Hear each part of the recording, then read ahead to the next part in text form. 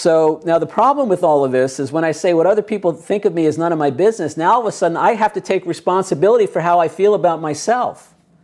Because what I prefer to do, especially in my romantic relationships, was, as I said, gauge whether or not I'm a good, lovable, valuable person based on what I think somebody else thinks of me.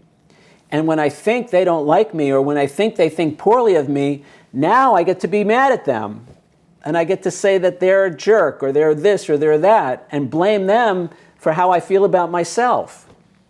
Because they're not treating me the way I want to be treated, or because they're being mean to me, or because they're not concerned about my welfare, or they're not thinking of me first instead of themselves. It's insanity.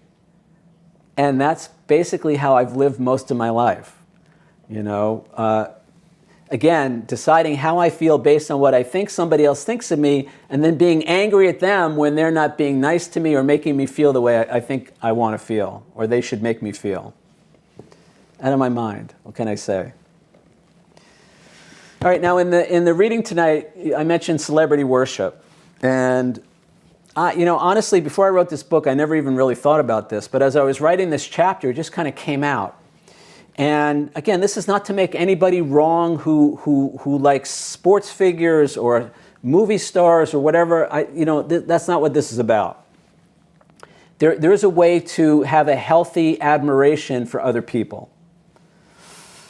What I'm talking about, what we don't want to do, is when we look outside of ourselves for a sense of our worth and value. It's kind of what I was just talking about a minute ago.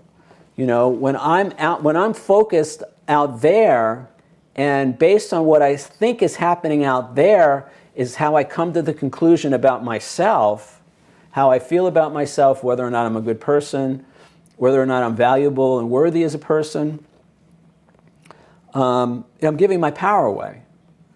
So the whole thing with the celebrity worship, and I also mentioned, luxury brands. I'm looking at a hotel or a piece of electronic equipment, phone. It's a new phone, by the way. Camera equipment, the car I drive, whatever. I'm looking to those things to establish my value and worth as a person. So because I own expensive things, or because I dress like my favorite celebrity, or I drive the same car as my favorite movie star, that makes me more valuable as a person. That makes me more worthy. That makes me more lovable. That's what we don't want to do. All right? It's okay to love somebody, an actor. You can love their performances and maybe their philanthropic efforts, the charities they support. That's great. Nothing wrong with any of that. But what we don't want to do is begin to look outside ourselves for our sense of worth and value by kind of leeching off of somebody else's celebrity status, or by buying certain brands or whatever we do, belonging to certain clubs, country clubs, whatever, because we think that's going to make us more valuable and worthy. Now again, the problem is most of the time we're not aware of this stuff. And the subconscious thought, the thought that we buried as a little kid that is running our lives, is that we're not valuable, we're not worthy, we're not good enough. And it manifests all over our life, and we don't even know that that thought is running us.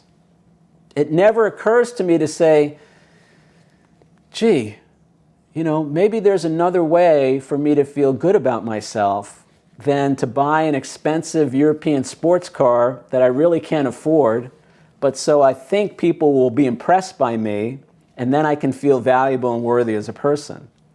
I signed that lease on that car that I really can't afford without knowing that the reason I'm buying that car is so I will feel more valuable and worthy as a person.